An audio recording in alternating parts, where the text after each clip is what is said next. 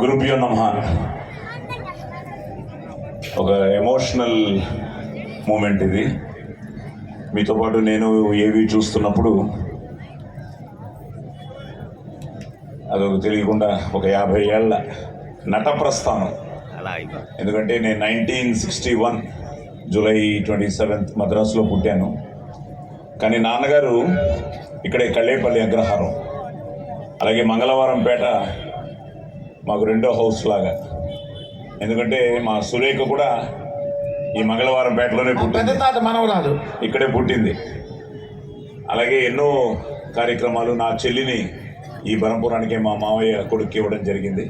అలాగే ఇప్పుడే మా సువర్ణపిన్తో చెప్తున్నాను, వదినా మీరు ముందు రండి. చిన్నప్పుడు నాకు క్రికెట్ చాలా ఇష్టం అనమాట. యాక్చువల్గా క్రికెట్ ప్లేయర్ అవ్వాలనుకున్నాను, కానీ తర్వాత నా కొడుకు ఆది క్రికెట్ ప్లేయర్ అయ్యాడు. అండర్ 19 హైదరాబాద్కి ఆడాడు, ఇప్పుడు CCL కూడా ఆడుతున్నాడు. అలాగే మా బాబాయ్ పిన్ని చెన్నైకి వచ్చినప్పుడు అదే అంటున్నా, నాకు ఫస్ట్ క్రికెట్ కిట్ బ్యాగు కొనుక్కునే పరిస్థితి ఉండేది కాదు. అది బాబాయి పిన్నే నాకు ఫస్ట్ టైం కొనిచ్చారు. సో ఆ క్రికెట్ అలా ఆడుతుండేవాడిని. అలాగే అన్నయ్య వదిన ఇప్పుడు మాకు వీళ్ళే ఇంటికి మాకు పెద్దలు. మా పిన్నితో పాటు బరంపురి సంథింగ్ లైక్ ఎవరిని నేను ఏదో ఫంక్షన్కి వచ్చాను, ఒక అతిథిగా వచ్చాను అనుకోవట్లేదు. మీ వాడిగా, మీలో ఒకడిగా, మీ మీ మీ బిడ్డగా వచ్చినట్టు ఫీల్ అవుతున్నాను, నా పుట్టినట్టుగా వచ్చినట్టు ఫీల్ అవుతున్నాను. ఎందుకంటే ఇప్పుడే మా కళాకారులు అందరూ మిమ్మల్ని అలరిస్తున్నారు. అందరూ అద్భుతమైన టాలెంట్ ఇక్కడ. వాళ్ళకి అదే చెప్తున్నాను. మా నాన్నగారు ఇక్కడే ఫస్ట్ చెన్నైకి రాకముందు ఇక్కడే ఉద్యోగం, యాజులు వాళ్ళతో ఏదో అప్పుడు ఉద్యోగం చేసి ఏదో అయ్యి ఎవరికి తెలియకుండా పారిపోయారట నాన్న.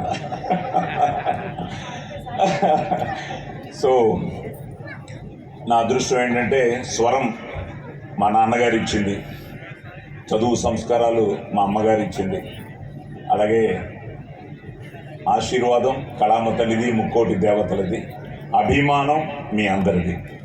సో 1975లో చూశారు కదా నా మొదటి సినిమా. అలాగే నా అదృష్టం ఎన్టీ రామారావు గారితో నా మొదటి సినిమా డబ్బింగ్ కూడా చెప్పడం. సో అలా డబ్బింగ్ స్టార్ట్ చేసి ఇండియాలో ఉన్న సూపర్ స్టార్లందరికీ డబ్బింగ్ చెప్పడం జరిగింది, ఒక కమల్ హాసన్కి తప్ప. అలాగే వీళ్ళందరూ మాకు ఎంత ఇన్స్పిరేషన్ అంటే, ఇప్పుడు ఆవిడ ఎంత సర్వీస్ చేస్తున్నానో మీకు తెలుసు. మధ్యలో నేను క్రికెట్ ప్లేయరే కాదు, డాక్టర్ కూడా అయిపోవాలనుకున్నాను, కానీ మార్కులు సరిపోలేదు. నాకేదో 68% వచ్చింది. అప్పుడు పిన్ని మాకు పెద్ద ఇన్స్పిరేషన్ అనమాట యాజ్ అ డాక్టర్.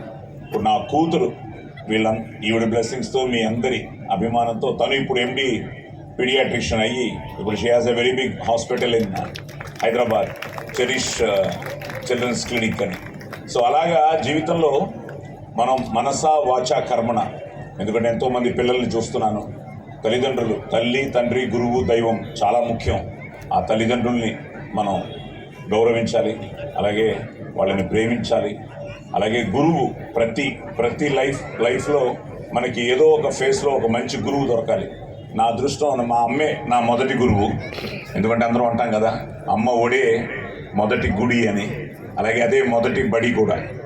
నేను చిన్నప్పుడే నాకు సూర్య నమస్కారాలతో ఏకర్త జగతాంభర్త సంహర్త మాసాం నిధి ప్రణమామి తమాదిత్యం భైరంత తమోపహం బ్రహ్మస్వరూపముదయే మధ్యాహ్నేతు మహేశ్వరం అనే సూర్య నమస్కారాలతో నా మొత్తం నేను ఈరోజు డైలాగులు చెప్తున్నానంటే ఆ చిన్నప్పటి నుంచి అమ్మ భాగవత శ్లోకాలు, భగవద్గీత పద్యాలు. అలాగే నా మొదటి పెర్ఫార్మెన్స్ 1972లో నేను 11 ఏళ్లగా ఉన్నప్పుడు ఇలాంటి వేదిక మీదే ఈరోజు ఎంతోమంది వాళ్ళ అద్భుతమైన టాలెంట్తో ఈ వేదిక మీద మిమ్మల్ని అందరినీ అలరిస్తున్నారు. నా మొదటి పెర్ఫార్మెన్సు ఔరా ఈ రచన చమత్కృతేమియో గాని ప్రకృతి సౌందర్యమున ధక్కరించుచు కురు సార్వభౌముడనైన నా మానసమును సైతం ఆకర్షించుచున్నదే అన్న డైలాగ్తో ఎస్వి రంగారావు గారి ఆశీర్వాదంతో నా ఆ నట ప్రస్థానం ఒక విధంగా రంగస్థల ప్రవేశం జరిగింది. తర్వాత డబ్బింగు, తర్వాత దేవుడు చేసిన పెళ్ళి, తర్వాత ఫైనల్గా మెగాస్టార్ చిరంజీవి గారి ఛాలెంజ్తో ఎంటర్ అయ్యాను. ఆ తర్వాత అన్ని తరాలతోనూ అందరితోనే యాక్ట్ చేస్తున్నాను. లాస్ట్ ఇయర్ నావి 3 సినిమాలు పెద్ద హిట్ అయ్యాయి. హ్యాట్రిక్, కమిటీ కుర్రాళ్ళు, సరిపోదా శనివారం, ఇప్పుడు రీసెంట్గా లక్కీ భాస్కర్. అలాగే మీ అందరికీ భోగి, సంక్రాంతి, కనుమ శుభాకాంక్షలతో ఇప్పుడు ఆల్రెడీ 2 సినిమాలు రిలీజ్ అయ్యి 2 బాగున్నాయి. రేపు సినిమా రిలీజ్ అవుతుంది. వెంకటేష్ బాబు అనిల్ రావిపూడి సినిమాలో నేను కూడా ఒక మంచి వేషం వేయడం జరిగింది. సో మళ్ళీ నన్ను పోలీసుగా చూస్తారు, కానీ డిఫరెంట్ పోలీసుగా చూస్తారు. అది రేపు పొద్దుటే రిలీజు. ఈరోజు యాక్చువల్గా ఆ ప్రెస్ మీట్లు అవన్నీ ఉన్నా కూడా ఇంకా బాబు మన వాళ్ళందరూ రావాల్సిందే. మరి ఎందుకంటే ఇది మన కార్యక్రమం. నిజంగా నాకేదో ఇంట్లో జరుగుతున్న ఒక వేడుకలా ఉంది తప్ప నేనేదో సన్మాన గ్రహీతని అలా అనలేదు. ఎందుకంటే వీళ్ళందరూ ఎప్పటి నుంచో బరంపురం వస్తే వీళ్ళందరినీ కలవకుండా అందరూ ఫ్యామిలీ మెంబర్సే. That's what I believe. మనంతా ఏంటంటే మనం ఎప్పుడూ సర్వే జన సుఖినో భవంతు, అందరూ బాగుండాలి, అందులో మనం ఉండాలి, అలా కోరుకునే మనుషులు. సో నిజంగా బరంపురం వస్తే అదేంటో ఒక తెలియని ఒక ఆనందం, ఒక ఉత్సాహం, ఒక ఉత్తేజం.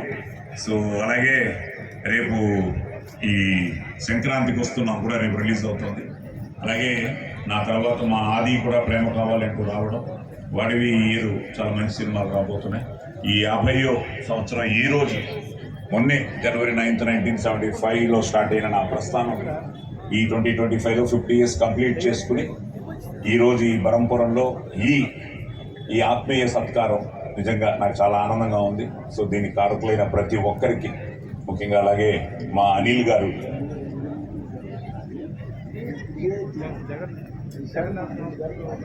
అదే 2008 ఎస్ నేను రావడం కూడా జరిగింది చాలా వేడుకలకి.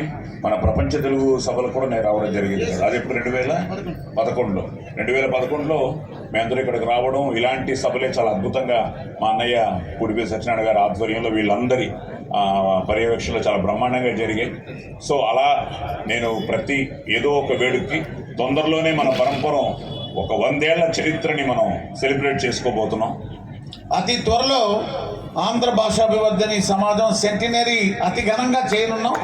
దానికి మనం అందరం కలిసి ఇలాంటి పండుగ జరుపుకుందాం. మా సాయి సహకారంతో ఇంకా బాగా చేద్దామని ఆశిస్తున్నాం. అయితే ఇవాళ మన సంక్రాంతి సంబరాలు ఈజ్ ఎ బ్రాండ్. అది ఒక ఎస్టాబ్లిష్ 2008 నుంచి ఒక చిన్న దీనిగా మా శ్రీను ప్రారంభించాడు. అదే ఇవాళ ఒక వటవృక్షంగా మారింది. ఏ స్థాయికి వచ్చిందని